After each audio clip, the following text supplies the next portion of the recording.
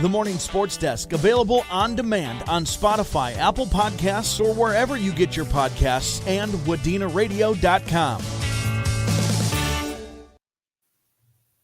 This is the Morning Sports Desk on a busy Christmas week, and we're joined a very special guest today, a 5-time state golf champion while she was a high school student at Detroit Lakes High School, went to Nebraska, was the individual medalist, a Big Ten champion at Nebraska, and a couple weeks ago getting her LPGA Tour card after a couple years on the Epson Tour. We're joined by Kate Smith-Stroh on the Sports Desk. Kate, thanks for joining us. This is exciting. Congratulations, by the way.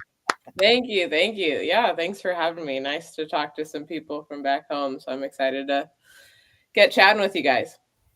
So let's start with what happened. I know it's been a goal of yours for a very long time. After college, you've been in Q school for a while, on the Epson Tour, traveling all over the country, playing some golf. And then 2 weeks ago in Alabama, I believe, you got a 19th place finish, which qualified you for the LPGA Tour. Tell us about that tournament. Yeah, it's my play on the Epson Tour earned me a spot in what's called final stage of qualifying. So I was top 35 on the money list on, the tour below the LPGA.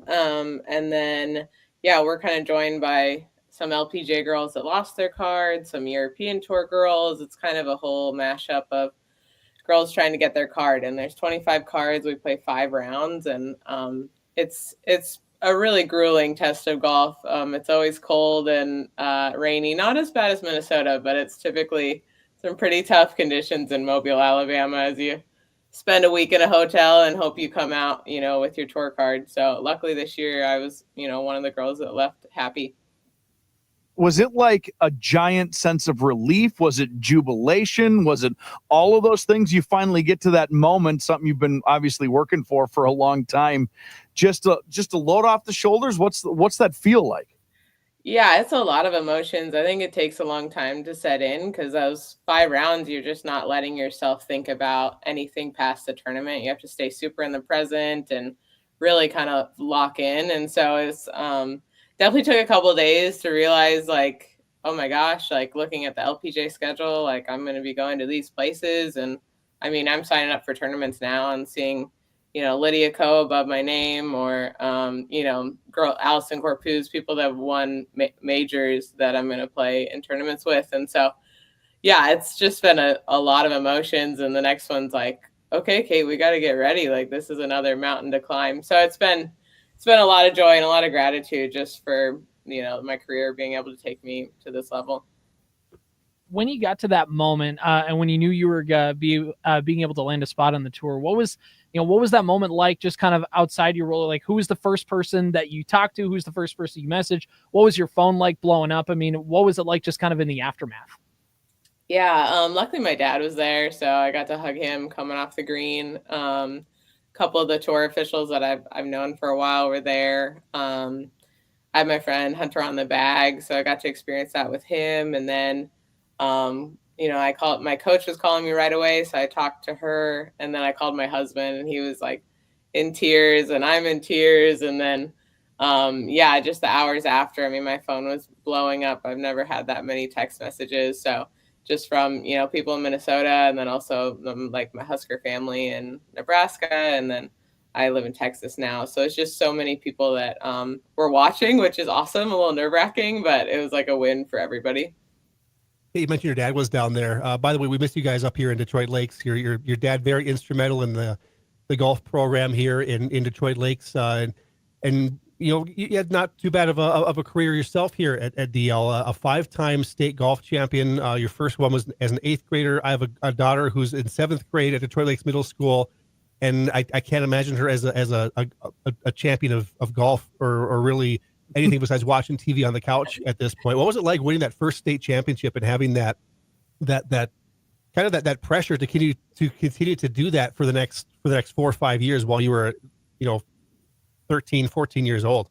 Yeah, the first one was probably the most fun because I just kind of fell into it. I mean, I think I won by like 9 shots. I never shot under par. I shot 2 under par rounds. I mean, it was just like one of those weird sports things where you're like, wow, this week I am like the best this week. And I think I was 12 or 13. And then then you start putting it together like, okay, well, if I can win in 8th grade, I got to win in 9th grade. And I tied my teammate once for one of the championships, and tied another friend. So I think I tied it a few times. But yeah, I mean, the sports, like the golf community in Detroit Lakes was awesome. And I think, being a part of, my brother was a part of a lot of state championship teams, and we were on a run as a team. I mean, just golf, was so electric at that point and still is in that community. So yeah, it's just so fun, and being able to have my parents a part of it and teach, girls that are on the team now. It's just like one big family that,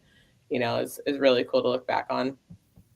I'm interested, Katie, in the timeline for you of, I'd imagine there was a dream, in that 5th, 6th, 7th, 8th grade year, like, I want to be a pro golfer one day.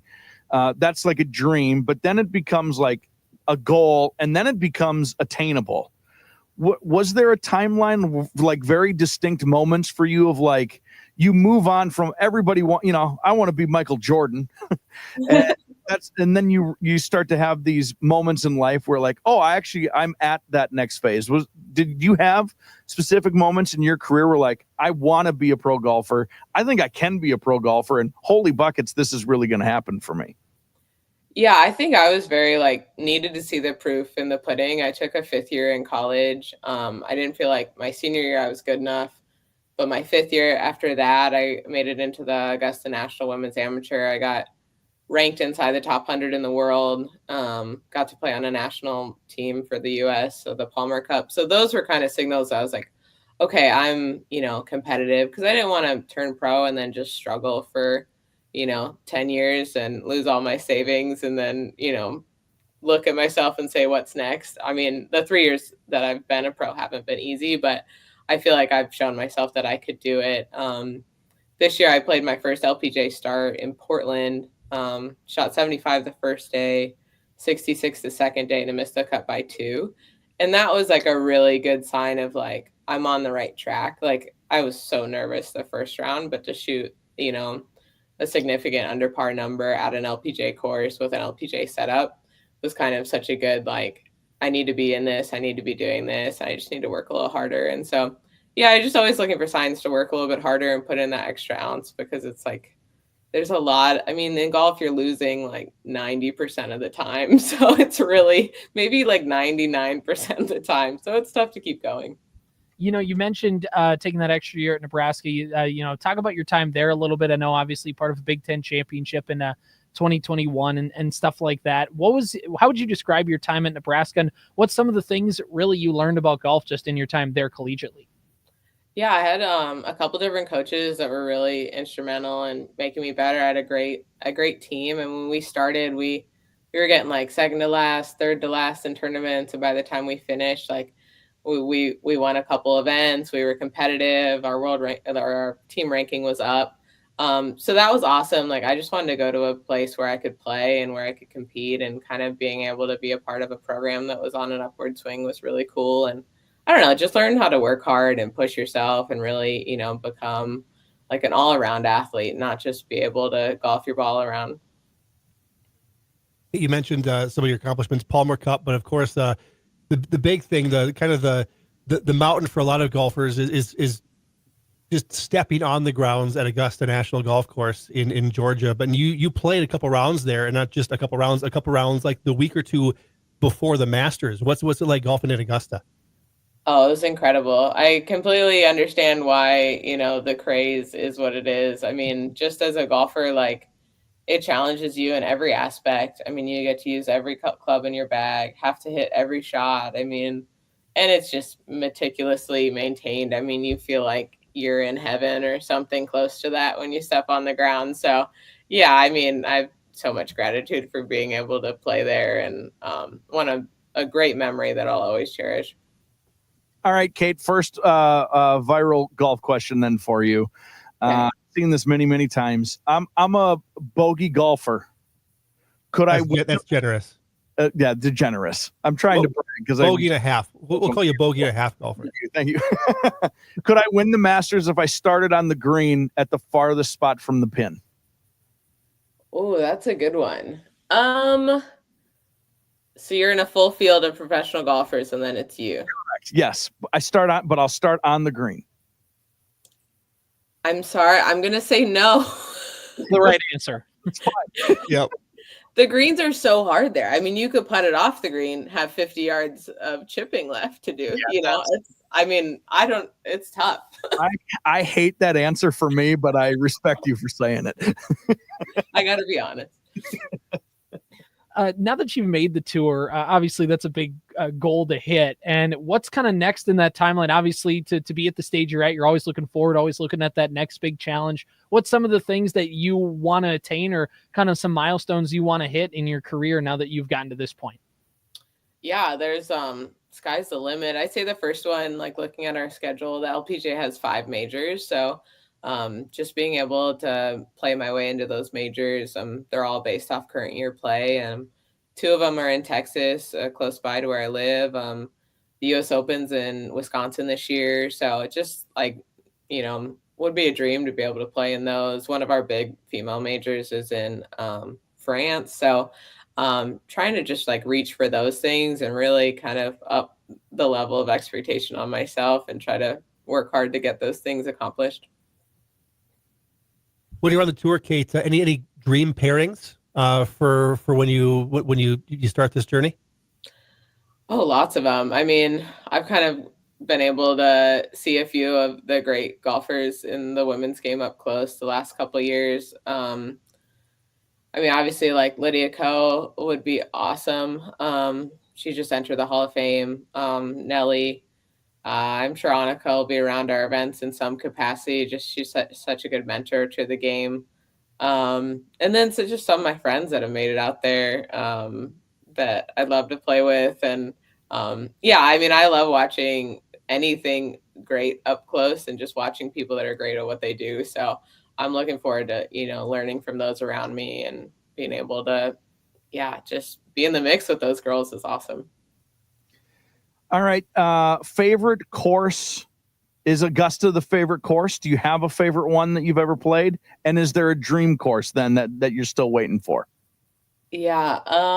I'd say Augusta was probably the best. I mean, nothing can top that. Yeah. But dream course. Boy, I've always wanted to play Erin Hills. So, the U.S. Open venue this year in Wisconsin, that would be great. And I haven't been able to make it out to Bandon. I think that would just be a fun trip. So those are kind of bucket lists for me.